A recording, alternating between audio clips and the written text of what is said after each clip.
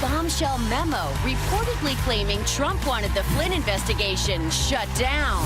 Then I came in like a wreck. Miley's regret. Why she says she really dropped the ball. Plus, late night Seth Meyers hits Hot Topics to reveal why people blame him for putting Trump in the White House. Let's fire up Hot Topics with Whoopi, Sunny Hostin, Joy Behar, Sarah Haynes, and Jedediah Bila. Now, let's get things started.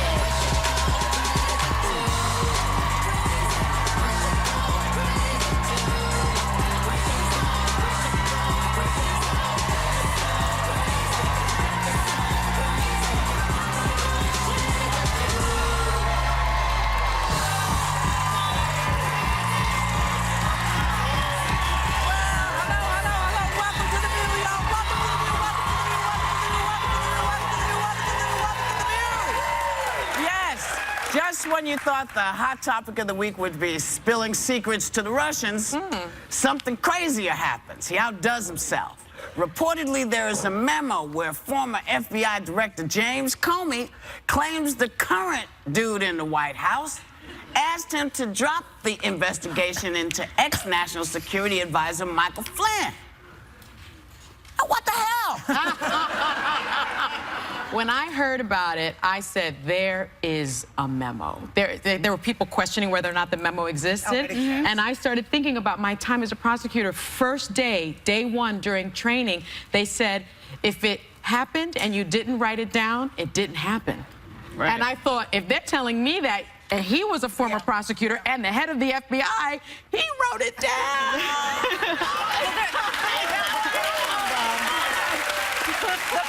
Is that it would be his word against his anyway.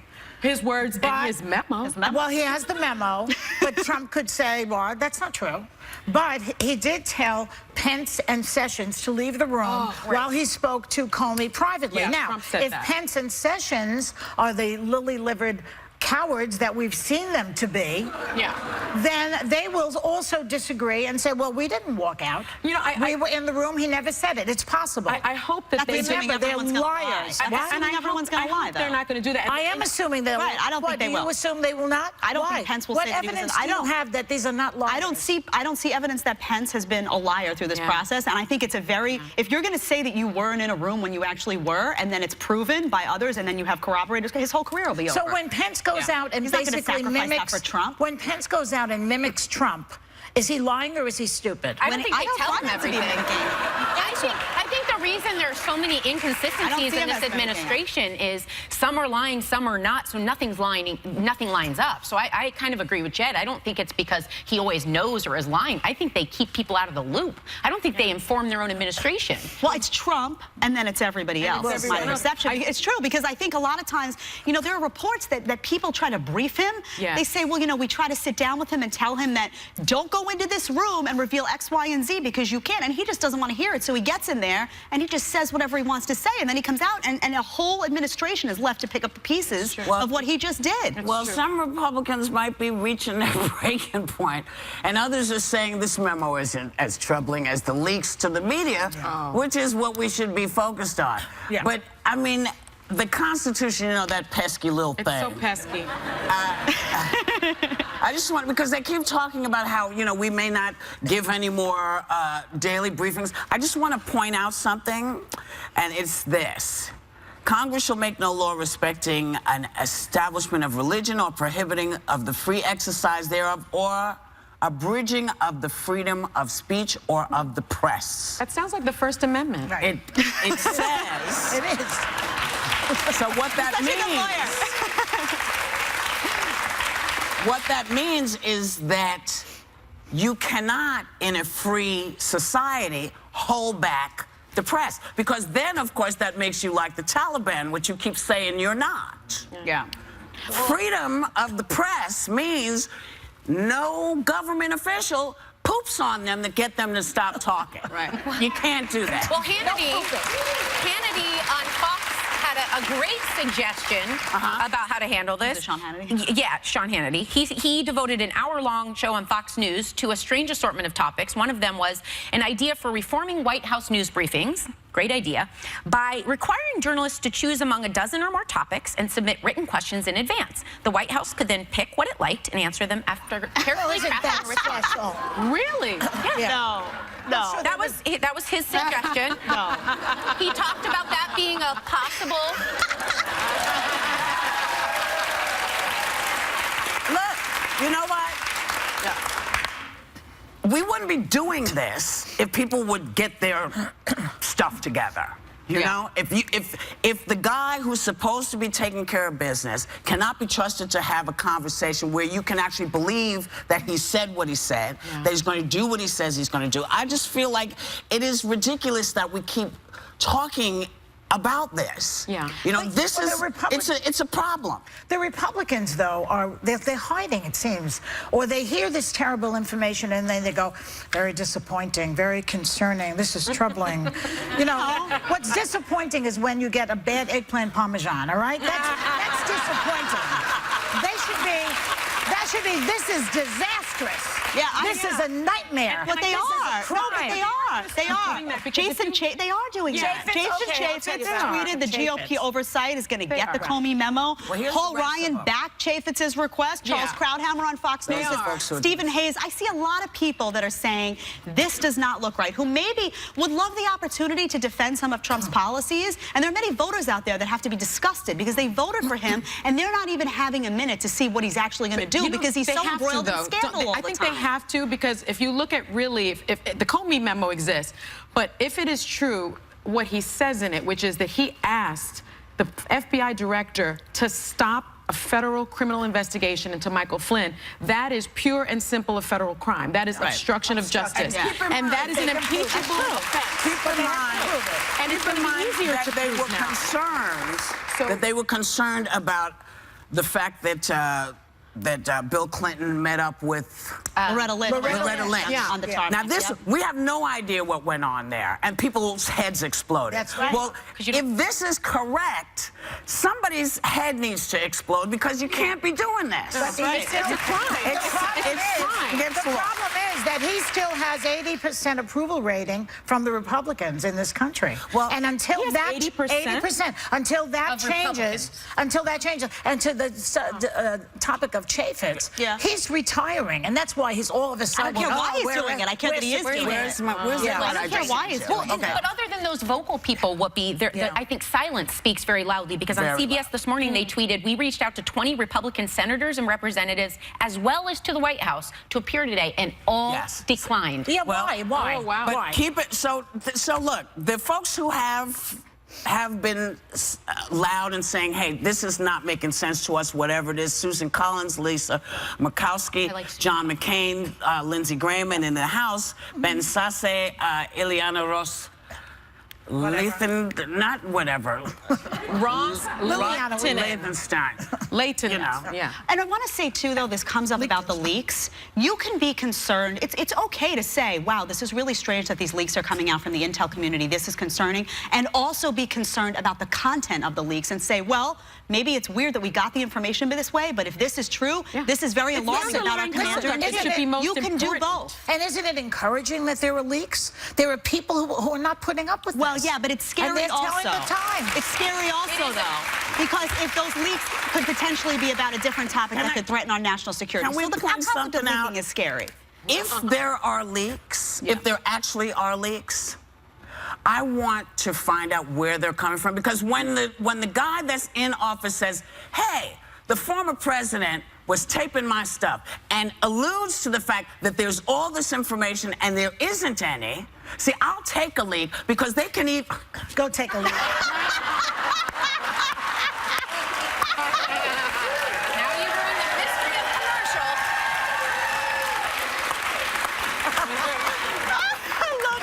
When will you take a leak, Whoopi? Great segue, Whoopi. I will take any of those leaks over someone who accuses people of doing stuff that they haven't done, and still, where is the proof? But isn't Where is the proof that any of that happened? Yes, I see. I see. Just that one thing on the leaks. We'll come back and do it. We'll be right back. Later, crashing Kendall. The viral video of Kendall Jenner wiping out. Is it funny or kicking someone when they're down?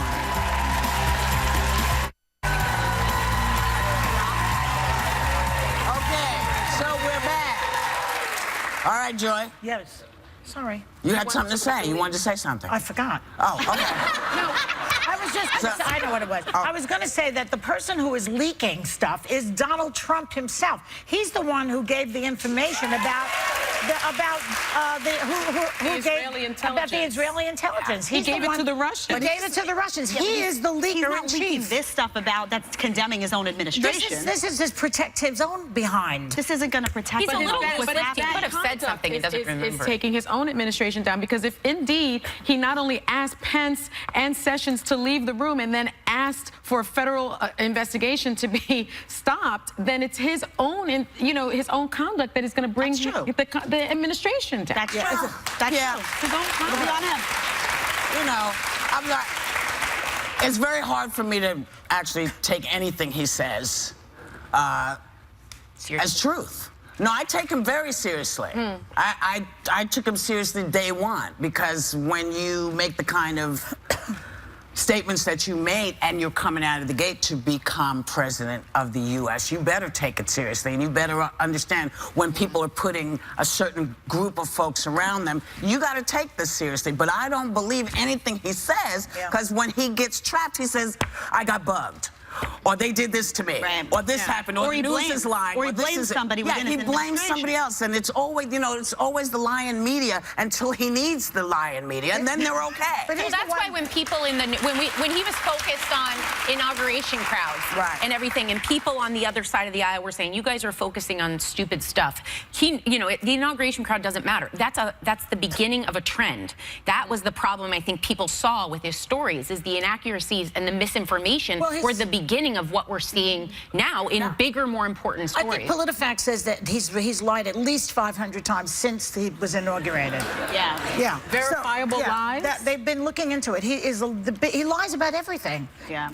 Also, the Republicans, I think... He lies about and is.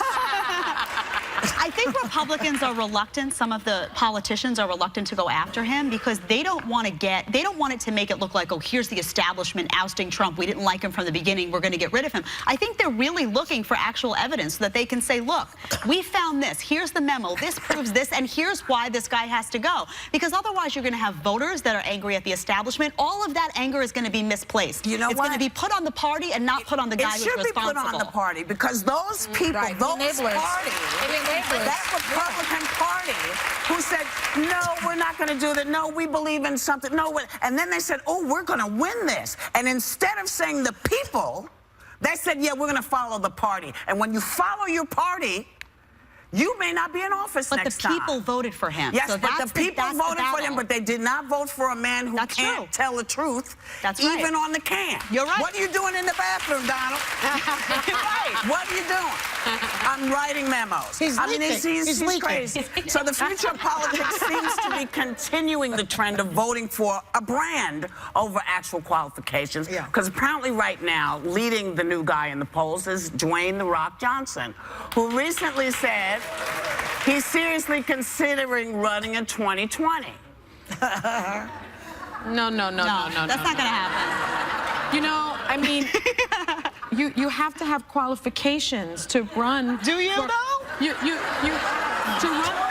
run the country. I mean, what is next? Are we going to have Martin Sheen from The West Wing run for president? Because at least he has experience running for president.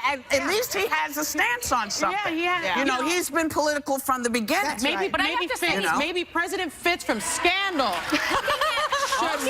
Another guy who's had a very good record in a lot of places. Looking at Donald Trump and Dwayne Johnson, though, I will take the lack of experience if you get a person with integrity and that could stand back and say, I don't know what they don't know and ask for help. Because Trump hasn't been able to do that. He was the businessman that was lauded through it also.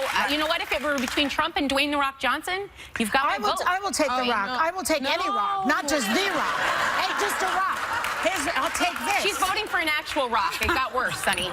See, I think there's a rejection after something like this happens, though. I think people look for the opposite, and I think people are going to be looking for experience. And they compare often. That's what happened this last time. They say, like, oh, Sarah Palin. No, but it happened. This is what happened the last time. This is a big, big lesson. And people often compare. They'll say, well, Sarah Palin and Ronald Reagan, they were populist. Yeah, but Sarah Palin was a mayor and a governor, and Ronald Reagan was a governor. Why People can't The Rock run for city council? Yeah, why do you have to run City for president? council, mayor, governor. In this country, it used to be, the belief was anybody could be president. You didn't have to have a gazillion dollars. You had to have a belief in America. And an education. You had to have some education, and you had to at least pretend to know where stuff was. You had to be able to do that.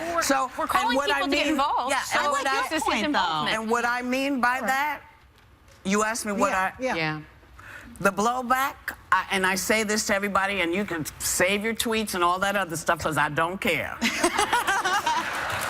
I have felt that a lot of what we saw had to do with people saying, hey, the guy who I think should be parking my car has been running my country. Oh, yeah. And now you want my mother-in-law to come in too? Hell no. We're going all the way to the other side. And that is not good either. Yeah. No, we have to sort of base all of this. We have to base all of this on what's best for the U.S. really. Yeah. What's best, and find the things that we can redo and things that we can fix. We can fix Obamacare. Let's take out the stuff that doesn't work, put the stuff that does work in. Let's find the jobs that will make the country better and really push those and get rid of the stuff that doesn't work. But instead of just slash and burn, what slash and burn? Yes, we gotta go. We'll be right back. The View would like to thank Apple and Eve for providing our entire studio audience with a bottle of their delicious juice.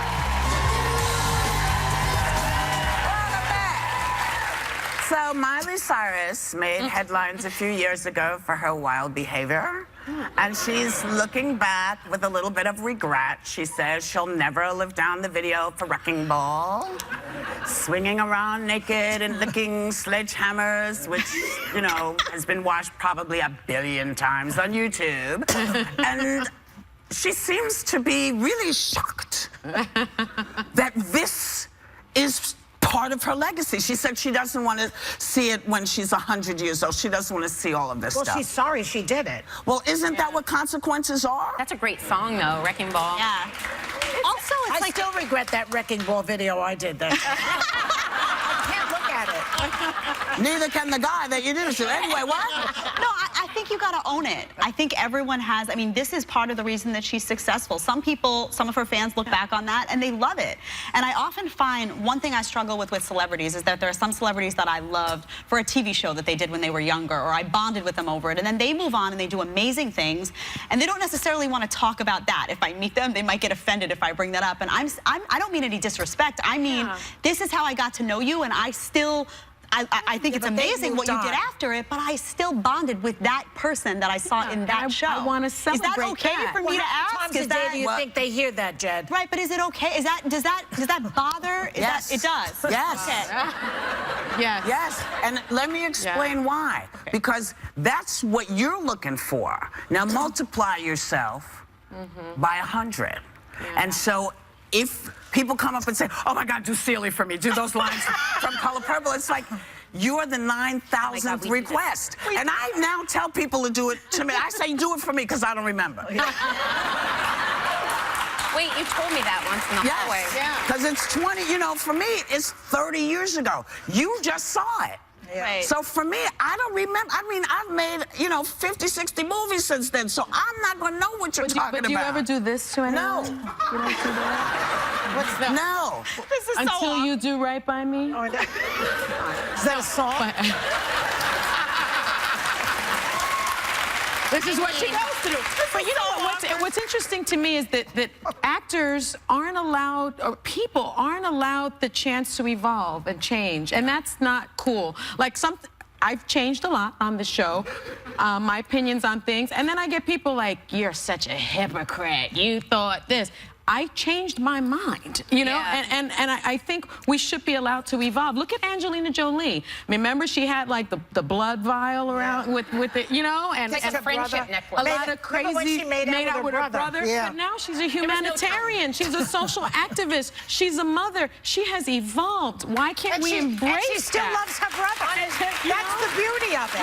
We don't allow people to do that. No, because people want what they want. They want you to be what you were, and or what they need you to be. or what they thought you were. Right. You know? On a much lesser and more personal level, I once wore a beret in my senior pictures, and it hangs on the wall in my parents' house. That's one regret. Two, at one point in Costa Rica, I thought you could toy with any makeup color regardless of your own coloring, and I wore blue lipstick for a week, and we have pictures of that up on the wall.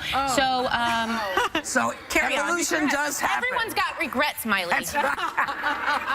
And on that note, we're out of here. We'll be right back. Hey, I'm Seth Meyers, and I'm coming up next. We're going to talk about President Trump and my one-year-old son, and this is exciting. They're both walking.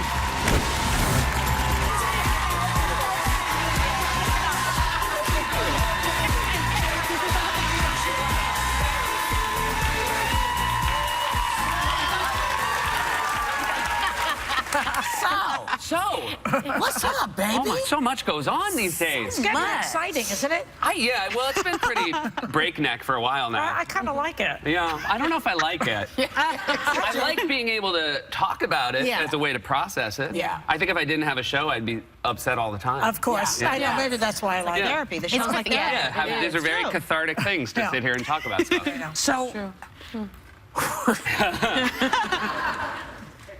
we've been talking about all kinds of stuff. Yeah.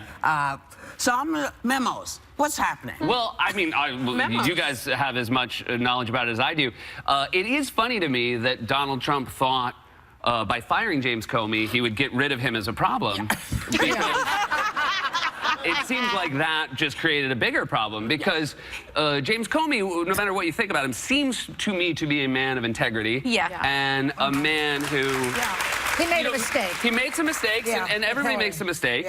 But he was the kind of guy who his whole career has been, writing stuff down. And memos. Yeah, to get ready.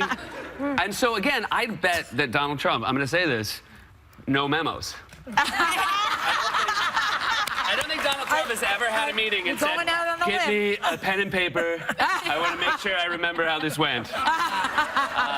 So if in the he said of this, I would think that most people would think that James Comey's truth is a more likely... Do you think Pence and Sessions will corroborate that they were thrown out of the room? I think they'll put off any corroboration as long as they have to. Right.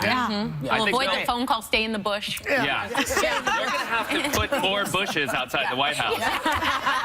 There's not enough bushes for the staff. Never enough bushes. They should bring back George W. Bush. That would be the best Bush at this point. Now, in 2011, you hosted the White House Correspondents' Dinner. Where you roasted Trump. Let's take a look.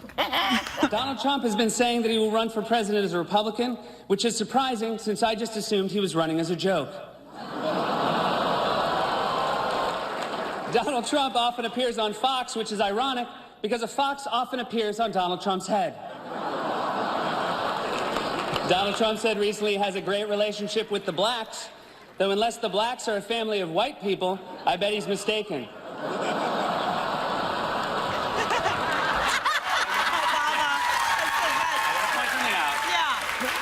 I had a grand old time that night. I look back on it fondly. That is, he showed us up so hard. Again, we made fun of him. No, Trump showed us up. We made fun of him relentlessly, and now he's president. So I will say, no matter how if he physically laughed, which he doesn't, he would have the last laugh. But some say this is what inspired him to run. So is this all your fault? Well, here's the thing. Here's the thing. Over the course before the election, people kept saying, Obama made fun of him that night, and that's why he ran. And I kept feeling overlooked, and I was saying, hey, I was part of that too. Then, when he won, I realized it was Obama's fault. Absolutely. How you doing? But interestingly enough, you have a very long history with Senor Trump. You apparently starred with him in a couple of sketches over the years. Yeah, when he hosted SNL the first time. Yes, let's take a peek. There's no reason why sensitivity and warmth can't be key ingredients between fathers and sons. That's why we're here today on Fathers and Sons. Isn't that right, Dad? You could really cut that intro in half. Boy, it's way, way too long. You know our wings will make you happy. Trust me, you know our wings will fill you up. If you want a place with awesome chicken wings, yeah, Donald Trump brought the wings.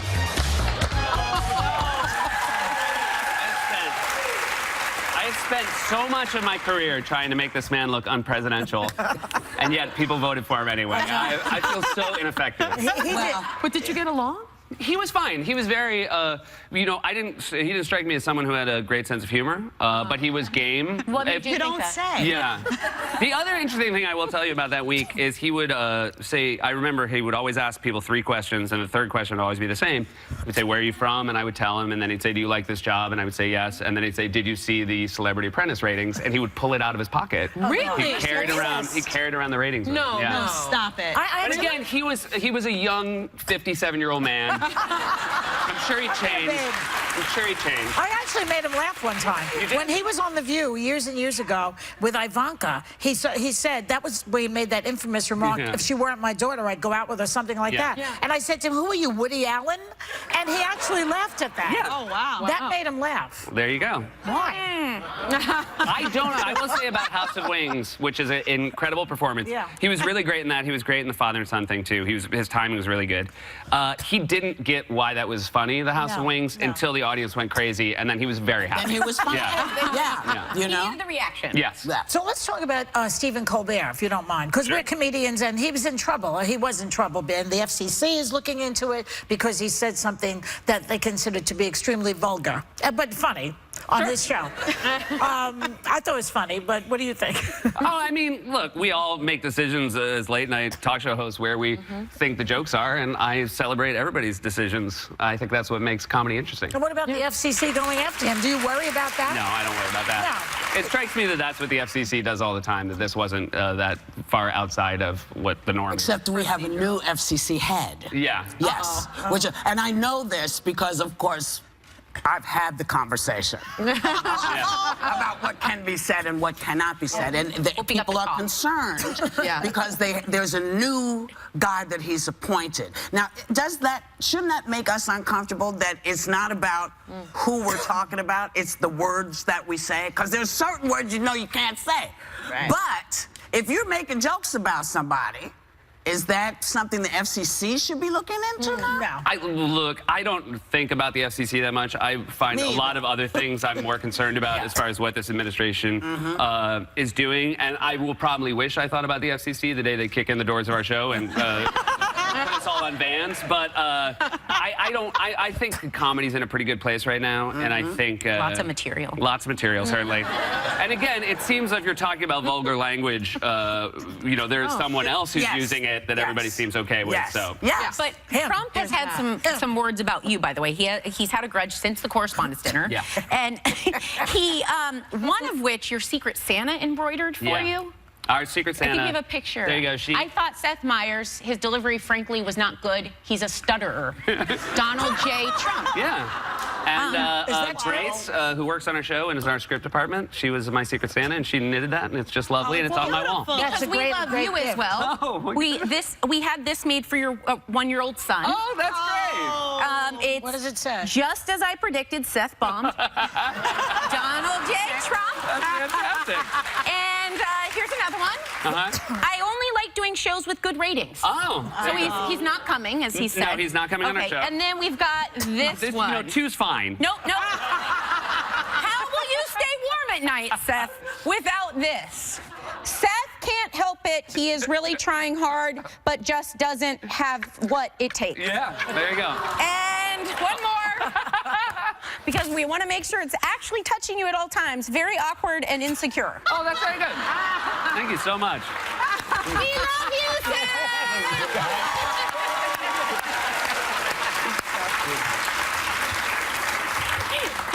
You know. Modern day Stuart Smalley over here. We're going to go and come right back with more with Seth Meyers.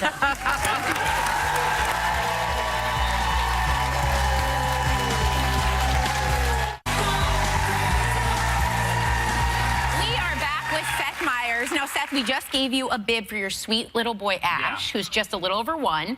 Now, you got him right into politics. Yeah, there he is. He is already, he thought he'd start him early, and you've got him voting. Yeah. Or accompanying you. We did. We took him voting with us. There he is. His There first he is. election. Look at him. He was fantastic. He was a good boy all day. He's really, we're very lucky. We have a great little 1-year-old, and he's the best thing on earth. Yeah. And so your wife, Alexa...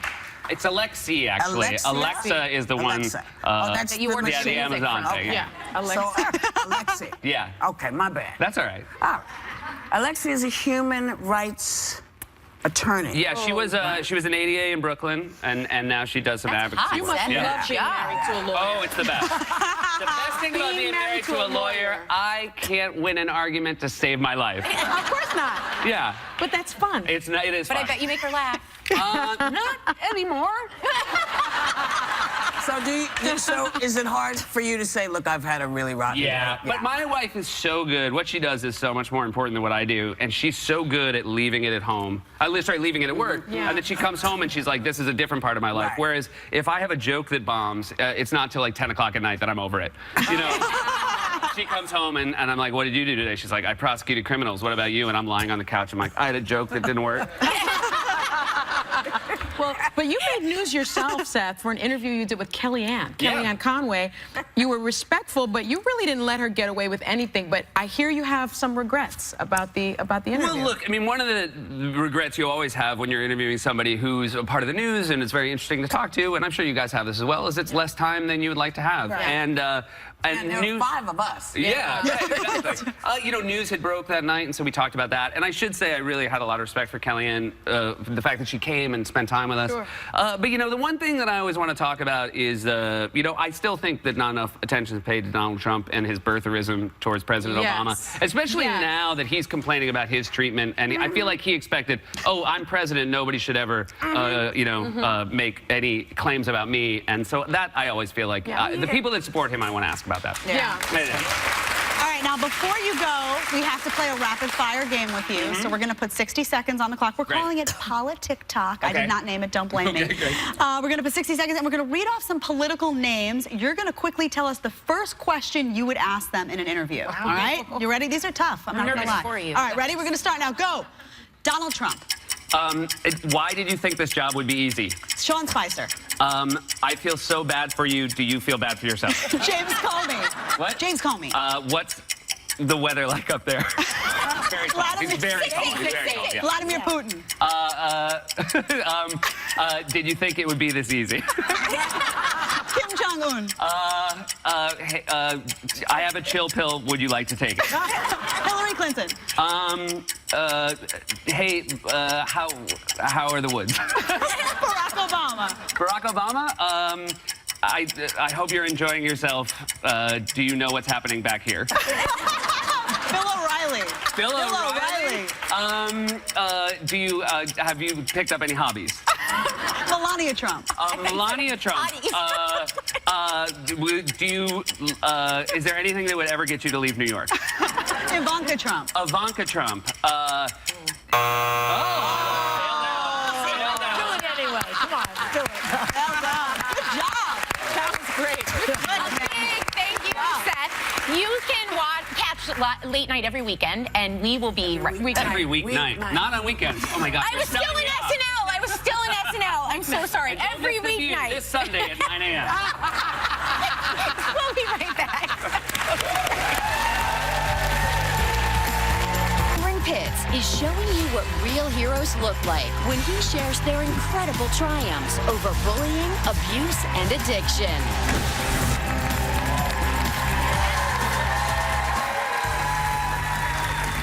It is, I mean, you guys had me laughing today. I don't know what's happening. Yeah, I went over, because sometimes Sonny forgets that when we're taking the picture, I have to stand next to her. And this is what she did. She went over to take the picture. She went right here. So here, I did. And I said, did. move, bitch. And then I hugged her. And then she hugged me. She's like, I forget sometimes that you're standing there. I do. You know what? What we never forget that we have the ability to talk about all kinds of stuff in ways that other people don't. We love the people that watch our show. We're fond of the people who don't. We love the folks who come to see our show because you never know what you're going to get. Have a great day and take a little time to enjoy the movie.